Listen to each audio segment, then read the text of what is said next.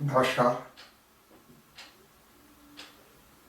पिछले फरवरी 2020 से लेकर कोरोना ने जो कोहराम मचाया हुआ है पूरी विश्व में और खासकर अपने भारत में, तो स्थिति इतनी अजीबोगरीब है कि मुझे लगा कि मैं आपको इसके बारे में कुछ जानकारी दे दूँ। मैं एस.के. शर्मा आप इसलिए उपस्थित हुआ हूँ आज आपके सम्मुख कि कोरोना के बारे में कुछ ऐसी जानकारी शायद आपकी ज्ञान में ना आई हो, आपके संज्ञान में ना आई हो, मैं आपको दे दूँ।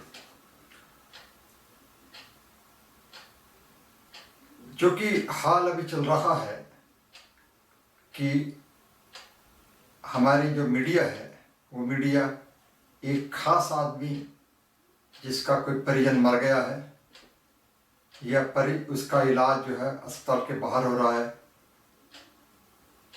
ऑक्सीजन नहीं मिल रही है, अस्पताल में बेड नहीं है, इसको लेकर एक आदमी का इंटरव्यू पर डे के हिसाब से हर एक चैनल ले रहा है और इस तरह का खाका खींचा जा रहा है पूरे विश्व में कि भारत की जो मेडिकल व्यवस्था बिल्कुल चरमरा गई है और जो कुछ हद तक सत्य भी है, और भारत जो है बिल्कुल अपने घुटनों पर बैठ गया है। हमारी आंतरिक कमजोरियों को बाहर उजागर किया जा रहा है जिससे कि हमारे देश के शत्रुओं को ही फायदा हो रहा है, लेकिन कोई ये सच नहीं बता रहा है कि आखिर वह हुआ क्या। अगर आप 2020 का इतिहास देखें तो नवंबर दिसंबर में जब से ये चाइना यानी कि चीन से ये वायरस चला और होते होते यूरोप पहुंचा, अमेरिका पहुंचा, और मार्च के पहले वीक में 2020 के प्रथम सप्ताह में, या यूँ कहिए कि फरवरी के आखिरी 2020 के आखिरी सप्ताह में ये कोई बात उड़ी कि ये वायरस जो कोरोना वायरस भारत पहुंच चुका है। उसके बाद हमने, भारत सरकार ने और हमने तुरंत इसका एक्शन लिया और एक्शन लेके कुछ हमने अनुशासनशीलता दिखाई। फिर हमसे ये कहा गया हमारे प्रधानमंत्री जी ने कि साहब दिए जलाइएगा, ताली बजाइएगा, घंटे घड़ियाल बजाइएगा। वो सब ये चीज़ थी कि हम उससे डरे नहीं, सख्त मुकाबला करें। लोगों ने शुरू में, क्योंकि डर नया नया था, कोरोना वायरस नया नया था, उसकी साथ में हमारी जान बचाव नहीं हुई थी, इसलिए हमने मास्क का इस्तेमाल किया, लॉकडाउन के नियमों का इस्तेमाल किया। हालांकि उस लॉकडाउन से कई लोगों को परेशानियां हुई, लेकिन होते होते हमारी सरकार ने कहा कि हमारे पास इतने लाख बेड हैं तो हमें कोई डरने की आवश्यकता नहीं है। तो ये मार्च के पहले सप्ताह में कुछ 100 व्यक्तियों से के पर डे, यानी कि कुछ 100 व्यक्ति पर डे के हिसाब से इन्फेक्शन शुरू हुआ और होते होते ये 16 सितंबर को 93,000 के पर डे के हिसाब से पहुंच चुका। सब लोग अपना अपना केयर कर रहे थे और अपना अपना सावधानी बरत रही थी। जैसे मास्क की सावधानी है, हाथ धोने की सावधानी है, हमने बिल्कुल रिलीजियसली इसको फॉलो किया और किया। वो 93,000 से हम डरे नहीं, मुकाबला किया और मुकाबला करते करते 11 फरवरी को ये 9,300 यानी 2,300 केस पर डे का इन्फेक्शन रेट था 11 फरवरी 2021 को। अब ये 10 गुना कम हो गया, लेकिन इसमें गड़बड़ ये हो गई कि हमारे जो केसेस पर डे इतने कम हुए 9,300, तो हमारे जो डॉक्टर्स की लॉबी है उन्होंने भी कहना शुरू कर दिया कि अब तो कोरोना चला गया। हमारे जो वैज्ञानिक हैं, साइंटिफिक कम्युनिटी है, उन्होंने कहा कि भारत ने कोरोना पर विजय पा ली है और विश्व में हमारे सरकार की, विशेषतः मोदी जी की बड़ी तारीफ हुई कि कोरोना पर विजय पा लिया गया है। तो हमें ये लगा कि अब तो कोरोना पर विजय पा लिया, अब हमें कोई किसी तरह की सावधानी की आवश्यकता नहीं है। तो हमने मास्क उतार फेंके, बड़ी बड़ी पार्टियां की, जो कि हमने दिल में पिछले साल भर से दबाए बैठे थे। तो पढ़िया कि शादी ब्याह बड़े बड़े हुजूम के साथ होना शुरू कर दिया, स्कूल खुल गए, मॉल खुल दिए, सिनेमा हॉल खोल दिए, वो सब कुछ एक सामान्य रूप से चलने लगा। अब हमने कहा कि जब सामान्य हो गया, कोरोना चला गया, तो डर किस बात का, तो मास्क लोगों ने उतार फेंका।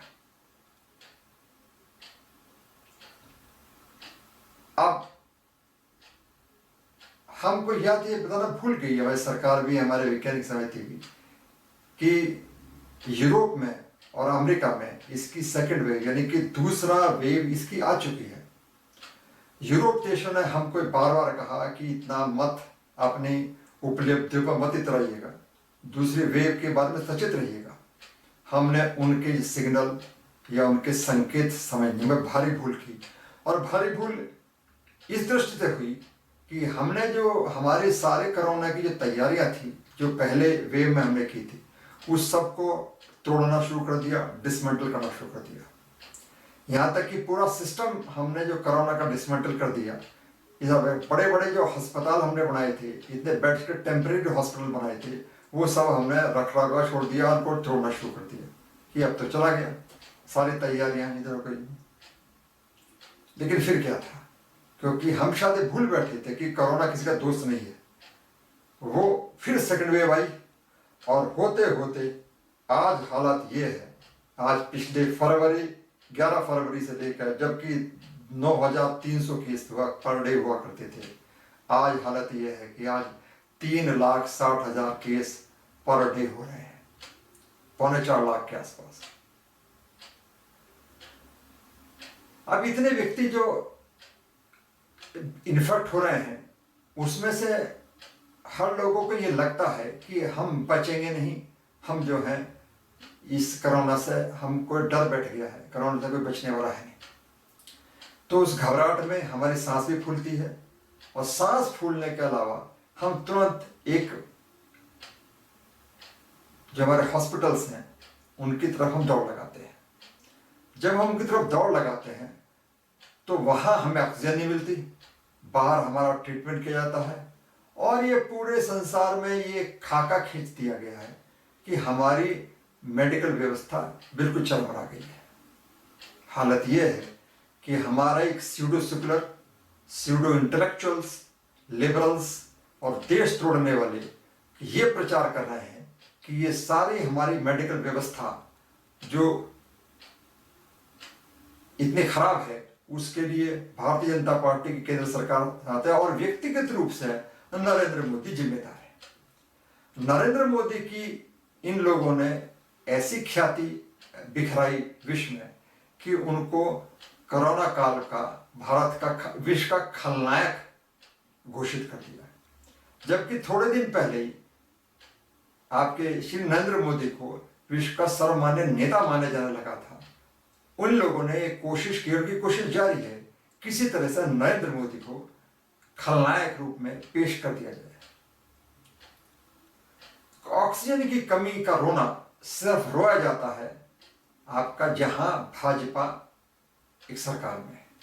जहां भाजपा सरकार में नहीं है वहां कोई ऑक्सीजन की बात नहीं करता, वहां तो वहां सब ठीक है, सिर्फ महाराष्ट्र को छोड़ के, क्योंकि महाराष्ट्र में स्थिति इतनी बेकाबू हो गई है कि वहां से खैर आपने इतना धैर्य रखा, थोड़ा धैर्य और रखिए शायद, और अस्पताल की तरफ दौड़ मत लगाइएगा।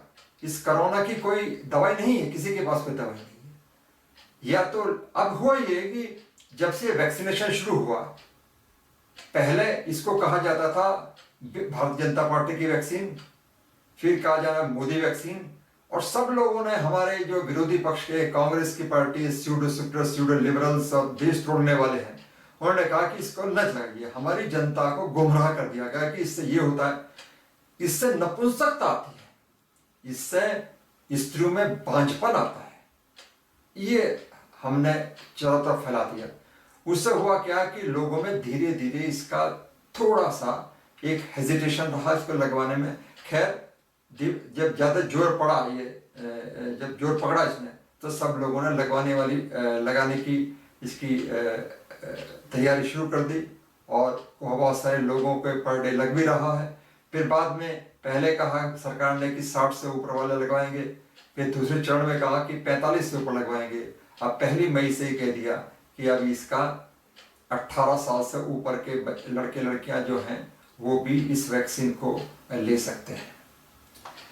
मैं फिर भी ये कहता हूं कि आप किसी भी देश की कितना ही अच्छा हेल्थ इंफ्रास्ट्रक्चर हो, कितने ही अच्छे अस्पताल हो, लेकिन अगर एक दिन में 4.25 लाख केस आएंगे तो कोई भी हेल्थ का सिस्टम चरमराएगा ही चरमराएगा, कुछ भी कर लीजिए आप। लेकिन इसलिए आप जो है सरकार को आप उनका अपना काम करने दीजिए, गाली मत दीजिए सरकार को, और इसको मोदी जो गाली देना बंद कर दीजिए। आप अपना अनुशासन रखिए, अपने परिवार का अनुशासन रखिए, जिससे कि घर से बाहर निकलते ही आप जो है मास्क लगाने आए। आपने वैक्सीनेट हुआ या नहीं हुआ, डॉक्टर की तो ये सलाह है कि आपको मास्क लगाना ही पड़ेगा अभी कुछ वर्षों तक। मुझे तो ये डर है कि ये जो मास्क है ये आपके ड्रेस कोड में शामिल हो जाएगा कि आपको बाहर निकलना तो मास्क लगाना है। इसमें कोई दोबारा कोई सोचेगा नहीं इस बारे में। अगर ये आप रहेंगे और अपने पॉजिटिव माइंडसेट के साथ रहेंगे तो मुझे नहीं लगता कि इस कोरोना की ये जो सेकंड वेव है इसको करने में, और आप जो है अपने आप वैक्सीनेट कराइए, अपने आस पड़ोस वालों को जिनका थोड़ा सा भी हेजिटेशन है उनको दूर कीजिए, उनको वैक्सीनेट सेंटर लगाइए, उनको वैक्सीनेट कराइएगा और खुश रहिएगा, पॉजिटिव एटमॉस्फेयर रखिएगा। मुझे लगता है ये सब बातें अगर होंगी तो कोरोना का हम बेहतर समाधान कर पाएंगे।